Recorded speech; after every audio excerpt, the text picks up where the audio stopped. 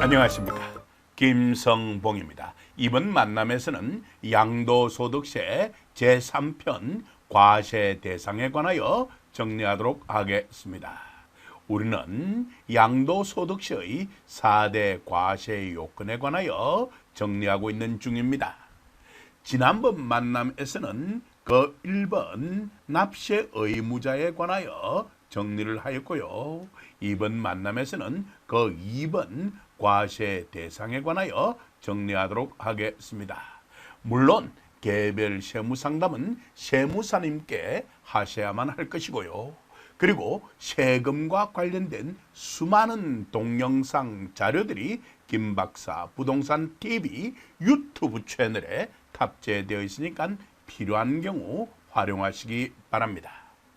그럼 화면 정리하고 다음 화면으로 넘어가서 양도소득세의 4대 과세 요건 중 두 번째 요건에 해당하는 과세 대상 정리 이어가도록 하겠습니다. 우리는 양도소득세의 4대 과세 요건에 관하여 정리하고 있는 중인데요. 네 가지 가운데 있어 1번 납세 의무자에 관하여서는 지난 만남에서 정리를 하였고요. 이번 만남에서는 그 2번 과세 대상에 관하여 정리하도록 하겠습니다. 물론 앞으로 순서대로 3번, 4번도 정리해 드릴 테니까 걱정할 이유는 없을 것 같습니다. 그럼 본격적으로 2번 과세 대상 정리 시작해 보도록 하겠습니다. 양도소득세의 과세 대상은 열거주의 과세 방식을 취하고 있습니다. 열거주의 과세라는 것은 말이죠, 소득세법 제94조, 소득세법 시행령 제157조 등에 열거되어 있는 항목에 대해서만 과세하는 그런 방식을 취하는 것입니다. 그럼 열거되어 있지 않는 항목에 대해서는 세금을 매길 수 없다는 뜻일 겁니다. 여기까지도 핵심적인 내용 파악하 있을 것으로 믿습니다. 그 열거된 항목은요, 첫 글자를 따서 암기 코드를 만들어 두고 있습니다. 토, 건, 부, 주, 파, 신기라고 말입니다. 토건부, 주파, 신기, 토건부, 주파, 신기 앞으로 계속 되낼 테니까 걱정할 이유는 없을 것 같습니다. 그리고 앞서 잠깐 언급하였던 분류과세 간략하게 재정리해 보도록 하겠습니다. 일부의 소득은 말입니다. 일부의 소득은 구체적으로 퇴직소득과 양도소득입니다. 어때 기억이 나기 시작하죠? 종합소득과 구분하여 과세를 하도록 규정해 두고 있는데요. 이를 분류과세라고 하는 것입니다. 그 이유는요, 퇴직소득과 양도소득은요, 장기간에 걸쳐 누적된 소득이 일시에 실현되는 것이므로 그 결집 효과를 완화할 필요가 있을 것입니다. 따라서 이러한 퇴직소득과 양도소득은 종합소득과 구분하여 과세하도록 규정해 두고 있는데요. 구체적으로 소득세법 제4조에 규정되어 있다는 거 이미 확인한 바 있습니다. 여기까지도 이해하셨을 것으로 믿습니다. 그 다음 내용도 간략하게 확인해 보도록 하겠습니다. 이러한 양도소득세 등의 소득세는요, 기간과세입니다. 일반적으로 물론 예외도 있긴 합니다만 원칙적으로 일반적으로 그러하다는 겁니다. 매년 1월 1일부터 12월 31일까지의 일과세 기간 동안에 1년이라는 말이 되겠죠. 매년 1월 1일부터 12월 31일까지니까 말입니다. 일과세 기간 동안에 발생한 소득, 즉 이 기간 동안에 발생한 소득을 기간별로 합산하여 과세를 하기 때문에 기간과세라고 부른다는 거 바로 파악할 수 있을 것으로 믿습니다. 이쯤 해두고 화면 정리하고 다음 화면으로 넘어가서 소득세법 제94조 소득세법 시행령 제157조에 열거된 항목 정리해 보도록 하겠습니다. 토건부 주파 신기 말입니다. 이들 가운데 있어서 부동산과 밀접한 관련성을 맺고 있는 토건부에 초점을 맞추어 정리하고요. 나머지 주파 신기는 잠시 접어둘 것입니다. 자, 미리 예고해 드렸습니다. 화면 정리하고 다음 화면으로 넘어가겠습니다. 방금 전에 예고해 드렸던 토건부 주파 신기 나타나 있습니다. 이들 7가지 가운데 있었어요. 주파 신기는 잠시 접어두도록 하겠습니다. 우리들이 초점을 맞추고 있는 것은 부동산이니까 말입니다. 부동산은 크게 2가지로 분류되죠. 토지와 건물로서 말입니다. 그리고 다음에 나타나는 것은 바로 부동산에 관한 권리라는 것입니다. 여기까지도 핵심적인 내용은 파악하 있을 것으로 믿습니다. 이러한 부동산에 관련된 것은 말입니다. 사실상 현황에 따르는 것입니다. 허가나 등기는 무관한 것입니다.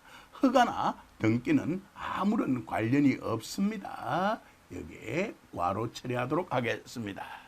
여기까지도 핵심적인 내용 제대로 파악하셨을 것으로 저는 믿습니다. 먼저 토지부터 확인해 보도록 하겠습니다. 토지는요, 공간정보의 구축 및 관리 등에 관한 법률에 따라서 지적공부에 등록하여야 할 지목은 28개가 있죠. 즉 그러한 28개 지목에 해당되는 것을 양도할 경우에 있어서 양도소득세를 부과할 수 있더라는 것입니다. 추가적인 설명은 필요 없을 것 같아요. 부동산에 관해서 조금만 공부하신 분이라면 이 내용 바로 파악할 수 있을 것으로 믿습니다. 그 다음 건물 확인해 보도록 하겠습니다. 건물에는 말입니다. 그 건물에 부속된 시설물, 구축물까지도 포함하도록 규정해 두고 있는데요. 구축물에 관해서는 나중에 다시 한 번 더 정리해 드릴 테니까 걱정할 이유 없을 것 같습니다. 물론 이번 만남이 끝나기 전에 말입니다. 구축물에 관해서도 제대로 정리해 드릴 테니까 걱정할 이유는 없을 것 같습니다. 이쯤 해두죠. 그 다음 부동산에 관한 권리 정리해 보도록 하겠습니다. 크게 2가지 권리로 나누어 정리할 수 있는데요. 하나는 사용과 관련이 있는 권리이고요. 나머지 하나는 취득할 수 있는 권리입니다. 이쯤 해두죠. 사용할 수 있는 권리로는요, 보다 더 구체적으로 말씀드리자면 부동산을 사용할 수 있는 권리에는 말입니다. 지상권도 있고요, 전세권도 있고요, 그리고 등기된 부동산 임차권도 있다는 거 꼭 기억해 둘 필요 있습니다. 부담스러우면 버려도 좋습니다. 하지만 이런 거 알아두어 나쁠 건 없을 것 같아요. 그 다음 2번째, 부동산을 취득할 수 있는 권리 정리해 보도록 하겠습니다. 분양권이 있고요, 입주권도 있고요. 분양권과 입주권에 관해 정리한 동영상이 김박사 부동산 TV 유튜브 채널에 탑재되어 있으니까 필요한 경우 확인하시기 바랍니다.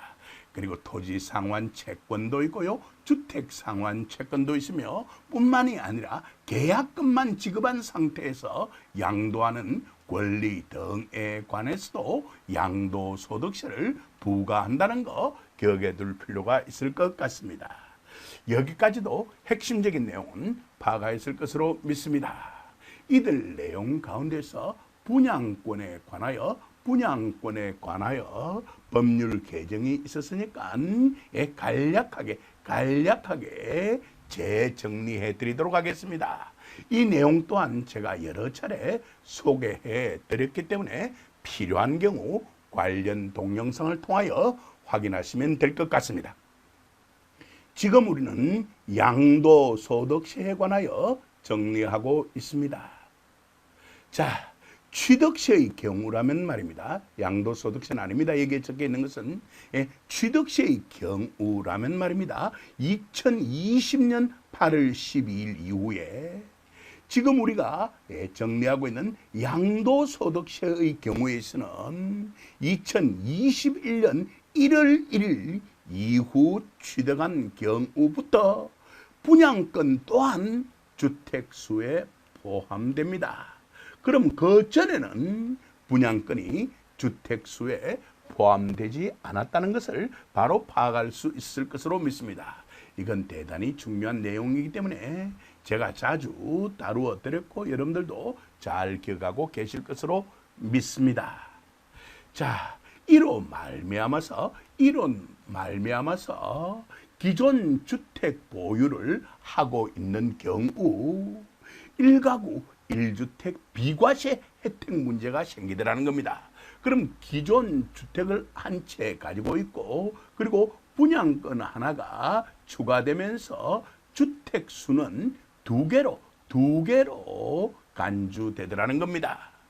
그렇게 될 때 당연히 1가구 1주택이 아니기 때문에 비과세 혜택은 더 이상 받을 수 없는 그런 문제가 생길 수 있더라는 것입니다. 뿐만이 아닙니다. 1가구 다주택의 경우 중과세 문제도 발생하더라는 겁니다. 이쯤 해두도록 하죠. 그렇지만 빠져나갈 여지는 있더라는 겁니다. 그게 바로 일시적 2주택 특례에 관련된 것입니다. 보다 더 구체적으로 말씀드리자면 1주택 보유자가 종전주택을 취득한 날부터 1년 이상 지난 후에 종전주택을 취득한 날부터 1년 이상이 지나야 됩니다. 1년 이상 지난 후에 분양권을 취득하고 그 분양권을 취득한 날부터 3년 안에 종전주택을 팔면 양도세, 비과세 혜택을 누릴 수가 있더라는 겁니다. 이쯤 해두고요. 화면 정리하고 다음 화면으로 넘어가도록 하겠습니다. 이 내용들은 필요하면 확인하시고 지금 우리는 부동산에 관하여 초점을 맞추어 정리하고 있으니까 이쯤 해서 정리를 마무리 짓도록 하겠습니다. 화면 정리하고 다음 화면으로 넘어가겠습니다. 자, 이제 앞서 예고해 드렸던 대로 구축물을 정리해 보도록 하겠습니다. 구축물을 제대로 정리하려면 건축물, 공작물도 함께 정리할 필요가 있습니다. 참고로 말씀드리자면 이들 세 가지 용어 가운데 있어서 가장 넓은 의미로 사용되는 용어가 공작물입니다. 이런 공작물 속에 건축물과 구축물이 포함되어 있습니다. 여기까지도 핵심적인 내용은 파악하였을 것으로 믿습니다. 그렇다면 공작물 가운데 있어서 구축물이라는 것은 건축물이 아닌 것이라고 할 수가 있을 것이고요. 역으로 건축물이라는 것은 전체 공작물 가운데서 구축물을 제외한 것이라고 할 수가 있을 것입니다. 추가적인 설명은 필요 없을 것 같고요. 화면 정리하고 이어가도록 하겠습니다. 먼저 공작물부터 정리해 보도록 하겠습니다. 이는 국토의 계획 및 이용에 관한 법률 시행령 제51조 제1항 제2호에 잘 규정되어 있습니다. 편의상 불필요한 부분은 생략해버리고 우리들의 목적에 들어맞는 내용 부분만 확인해 보도록 하겠습니다. 공작물이라는 것은요, 인공을 가하여 제작한 시설물이라고 규정되어 있습니다. 공작물이라는 것은 말입니다, 사람이 만든 시설물을 의미한다라고 할 수가 있을 것입니다. 어때요? 추가적인 설명이 필요 없을 정도 맞죠? 그럼 되었습니다. 자, 이쯤에 두고 건축물 정리해 보도록 하겠습니다. 건축물 또한 공작물의 일종이라고 말씀드렸습니다. 순식간에 핵심적인 내용이 파악되었을 것으로 믿습니다. 이 내용은 말입니다, 건축법 제2조 제2호에 규정되어 있는 내용입니다. 같이 확인해 보도록 하겠습니다. 건축물이란 토지에 정착하는 공작물 중 지붕과 기둥 또는 벽이 있는 것과 이에 딸린 시설물, 그리고 지하나 고가의 공작물에 설치하는 사무소, 공연장, 점포, 차고, 창고, 그 밖에 대통령령으로 정하는 것을 말한다 라고 규정해 두고 있습니다. 여기까지도 이해하셨을 것으로 믿습니다.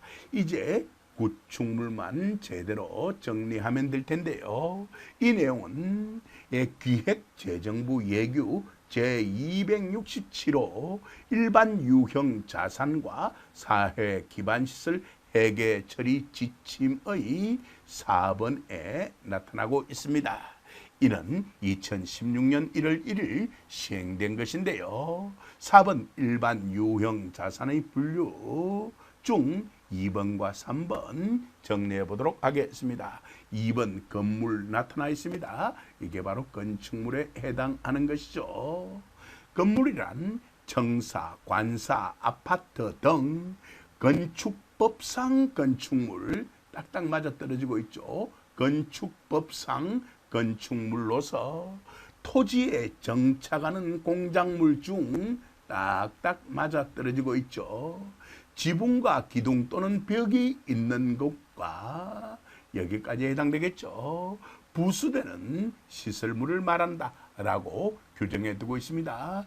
부수되는 이라는 것을 한글로 풀어보았을 때 이에 딸린이라고 표현할 수가 있을 것입니다.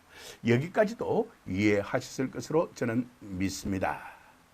그리고 구축물이라는 것은요, 토지에 정착된 부동산 중에서 공작물에 포함되는 건물 및 건물 부속 시설 등을 제외할 뿐만이 아니라 임목까지도 제외한 그러한 시설물을 말한다라고 규정해 두고 있습니다.